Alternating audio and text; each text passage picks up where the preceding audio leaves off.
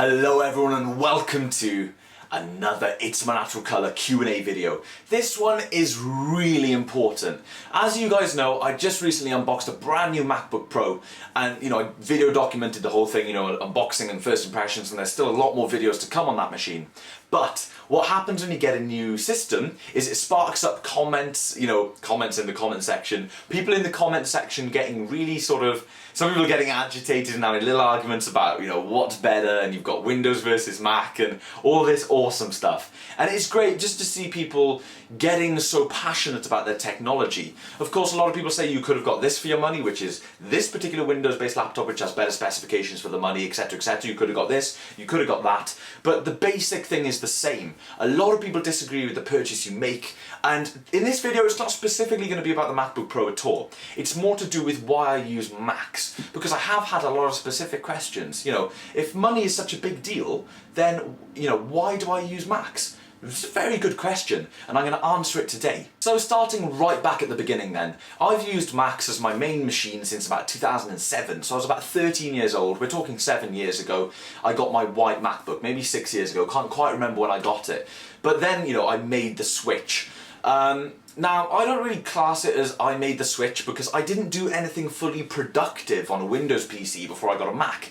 It's when I got a Mac I started to do all this productive stuff. Like I opened my other YouTube channel, did that for a year before having this one, and learned a lot of stuff, and that was great. A Mac really helped me with that. I didn't do much on a Windows-based computer. I did what everyone does. I synced my iPod, I spoke on Windows Live, I browsed Google and Bebo back then, and everything that just your normal 12 or 13-year-old does. And when I got a Mac, it really sparked my creativity. Because they have got a certain charm for doing that. I don't quite know how, I can't put my finger on it, and no one really can. Some people say, oh, it's the included iLife bundle and stuff, but yeah, even that aside, when you've got a Mac, it feels a little bit easier to be able to do the creative stuff. I don't know why. But anyway, that's not even my point. I got my Mac, and fast forward 6 or 7 years, I'm still here using the same basic setup. Yeah, the white MacBook is long gone, and I now have dual displays and terabytes of storage and a Mac Pro and a MacBook Pro, and things have evolved massively, but the basic structure is the same. I'm the same person, I'm using a Mac, and I'm using OS X. The big question is, why do I still use OS X? I got a Mac back then because I thought they were cool, and I did a couple of years of fanboyism, and then, if that's even a word, I'm not sure if that's a word. And then of course, fast forward to today and I'm still here. I'm not fanboying anymore, I've got a very open mind in terms of technology, but I'm still using a Mac because I choose to. And why is that? Well, a lot of it sparks from that initial first impression. I said this in my MacBook Pro first impressions video. Your first impression of a product, and I am counting software as products here, so operating systems and everything. Your first impression of a product is vital. And my first impression was, wow, I can turn on accessibility and zoom in and out. Now, this is going to sound ridiculous, but I have severe eyesight problems, okay? To the point where I'm not allowed to drive, I had extra help throughout my whole life to get through things with my eyesight and whatnot. And finally, I could sit at a computer for longer than 10 minutes and not get a headache, just because I could hold down control, scroll in, and the whole screen would zoom right up in front of me. Couple that with the uncluttered interface of OS X versus the OS that we had in the house at that time, which was Vista, previously XP, and couple that with the ease of use of OS X, very easy on the eyes, and even more so today with things like the dark theme and whatnot in Yosemite. And I was in my element. I was in my absolute element. I could zoom in, I could see everything crystal clear on the display, and I just thought, whoa, Macs can really do this kind of thing well. It's built into the core of the system, and it never failed. It wasn't an additional application, it wasn't some third-party piece of crappy software. It was there, built into the OS, and I loved it. And to this day, when I use my Mac, my thumb is always on the command button, sorry. I assign zooming to command, and yeah, I require accessibility features. I've got certain needs in life, and I zoom in like hell until things are massive in my face, and I don't get a headache. It's great. Now, hold your horses. you're just about to go and comment saying, so-and-so application is available for Windows. Or if you hold down Windows +++, you can, you know, zoom in. Yeah, great. That wasn't around back then. That was a Windows 7 thing, that Windows built-in zooming thing. And that Windows magnifier is nowhere near as refined as OS 10. I still do a lot of work on Windows PCs because, you know, for a bit of extra cash, I fix people's computers and whatnot. And, you know, I look after my parents' computer and there's Windows systems in work. I still use it. But it is clunky as hell. And it just doesn't work as well. And nobody can argue with that. I don't have a problem with Windows. It's a great operating system. But accessibility-wise, Macs are still so much better, and for someone with certain needs in life, it's absolutely phenomenal. When I was younger, I was given a piece of software called Luna, I think it was called, by the Educational Authority. They gave me this piece of software and it was expensive, it was big, and you installed it, it came on CD-ROM, I'm talking Windows 98 days, and it was meant to help you, you know, it was meant to allow you to zoom in. And I've used the updated versions and that. They try to give it to me all the way through school and whatnot until I turned around and said, stuff you and your Windows machines, I'm buying a Mac. And I got a Mac PowerBook specifically for school, you know, because it just wasn't right for me. That application was clunky, it only had like 4 or 5 different zoom settings, it wasn't fluid, it wasn't flexible, and for me, I have still to this day yet to find a decent way to zoom in properly with a very speedy workflow like I do on a Mac. So one of the huge reasons why I use a Mac is because I can bloody see it. It's just comfort. I hate eye strain, I hate headaches. There are so many situations in life where I can't see things, it gives me eye strain and I get headaches. And using a Mac isn't one of them. And I spend easily 6+ hours on the computer every single day. And you know what? I can see the damn thing and I love it. So my completely terrible eyesight out of the way, some of the other reasons why I use a Mac. Because, you know, there are a good few. I wouldn't use it if it couldn't do anything and I could just zoom in, you know, what's the point of that? I was always open to using Windows, but there are just a few things that really attracted me towards a Mac. Now, I'm not going to lie to you guys, in the early days I was impressed by the flashy white hardware, the little built-in webcam that was so rare on Windows-based laptops back then, the way everything worked and was just seamless, great integration. It was all very appealing. And things like iMovie really got me started into this kind of thing, and it was creative. You know, Windows Movie Maker, I did quite a bit with it actually, and I don't hate on Movie Maker as much as other people, but iMovie was really where I could really seal it in, you know. Flip it over, start recording with the eyesight, bang, slam that in the timeline, then whip out the camera, stick the SD card in, boom. You know, you've made a video and it's got impressive looking titles, it was really decent quality. iMovie, sorry about that guys, my camera cut off, it's been doing that a little bit recently, it's really annoying. But anyway, iMovie got me started, fantastic application, seamless integration, worked well, boom, next thing you know I have a YouTube channel and I love it. So that's a big reason. Macs were there with me at the birth of the channel and that's how I did it.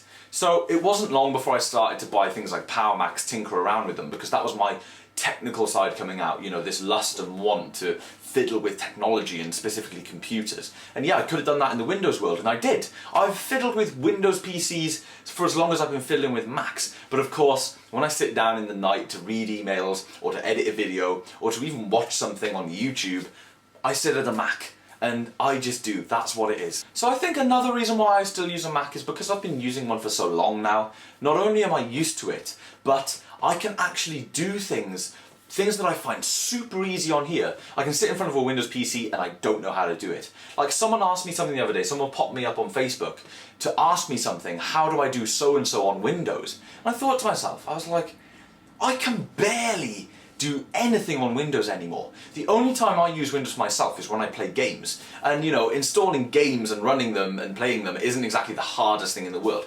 So sort of like semi-intensive things that I do on a Mac, I just can't do on Windows. I don't have a clue how to do things like disk management and stuff really. You know, if the worst comes to the worst with me, I just erase the hard drive and start all over again. It's something that I do. But I'm just not used to that kind of tech-savvy way of working around Windows. And it's annoying sometimes because I do fix a lot of people's computers and I have to spend a lot of time Googling to get around certain things.